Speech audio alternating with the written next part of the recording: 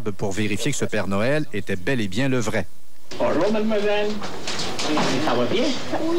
Le centre commercial, qui l'a longtemps accueilli, était bien conscient d'être en présence d'un personnage tout à fait exclusif. Tout le monde disait que le vrai Père Noël était au centre Les Rivières, même à l'époque, lorsque j'étais à l'extérieur. Peu importe la saison, et encore tout dernièrement, il lui était impossible de passer inaperçu. Il y a à peu près 3 semaines, un mois. Puis il y avait une madame avec son petit garçon, puis pas bien loin, une autre madame avec un de ses enfants aussi.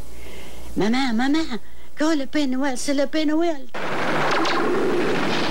Ancien soldat, Fernand Duval avait fait le débarquement de Normandie où l'ennemi qui attendait sur les plages n'était pas nécessairement ce qu'on pourrait appeler un Père Noël. À son retour dans la Légion canadienne, il s'était aussi illustré, mais cette fois comme vendeur émérite à chaque campagne annuelle du coquelicot. Il était toujours avec ses médailles quand il vendait des coquelicots. Alors le monde le voyait, hein? Il était visible. Puis pour ça, comme Père Noël, il était visible. Ça y prend un petit verre de lait. Faut pas oublier là, la nuit d'avant. Maman veut pas. Un petit verre de lait quand même, ta mère veut. C'est ça. Avant de partir, le Père Noël a tenu à faire savoir qu'il aura un remplaçant pour décembre prochain. Tout le monde sait bien que le vrai Père Noël est éternel. Un bif. Louis Cloutier, TVA Trois-Rivières. Des passages nuageux ce soir. De granit noir dans une secte au nord de la Tuque. Ça serait la première découverte du genre en Amérique du Nord. Patricia Beaulieu a rencontré le prospecteur de grand-mère. On a eu droit seulement à quelques clichés de l'endroit du gisement qui reste pour le moment quasi secret à cause de la compétition féroce dans ce milieu.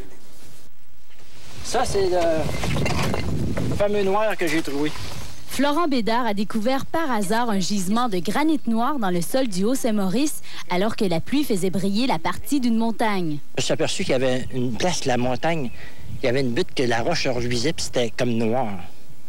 J'étais arrêté, curieux, j'ai été voir, j'ai pris un échantillon, j'ai regardé ça de plus près puis j'ai dit, maudit, c'est du granit noir. Après quelques coups de pioche, le prospecteur a vu qu'il y avait là un potentiel incroyable à exploiter. J'ai l'œil bien à ça, là, puis tout de suite, je vois que c'est bon, mais c'est pas bon. Ça va remplacer le marbre. Selon M. Bédard, la Mauricie a beaucoup de trésors enfouis sous terre qui méritent d'être fouillés. C'est avec l'aide de son guide amérindien qu'il scrute la région. Bien, ça n'a pas été prospecté beaucoup, la Mauricie. Ça a été fait par les compagnies de bois. Ils ont fait seulement du bois, mais il n'y a plus de bois. Alors là, on va s'occuper du minier pour essayer de vous mettre encore sur la map. 3 employés de Granit Lab en Estrie s'affairent présentement sur le terrain pour évaluer la valeur potentielle de l'exploitation. On parle d'un gisement d'une valeur minimale de 75 millions de dollars. Ce granit sert surtout dans la construction d'immeubles. À la blague, M. Bédard avoue avoir découvert là son fond de pension. Pour lui, ce gisement n'est que la pointe de l'iceberg. Il croit bien faire d'autres découvertes dans le coin. Patricia Beaulieu, TVA, Shawinigan.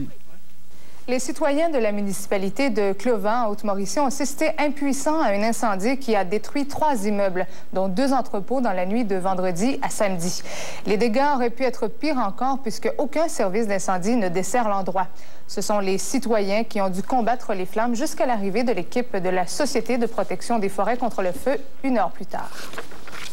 Le premier championnat mondial de pétanque féminin à la Tuque était presque parfait et il ne manquait que les spectateurs.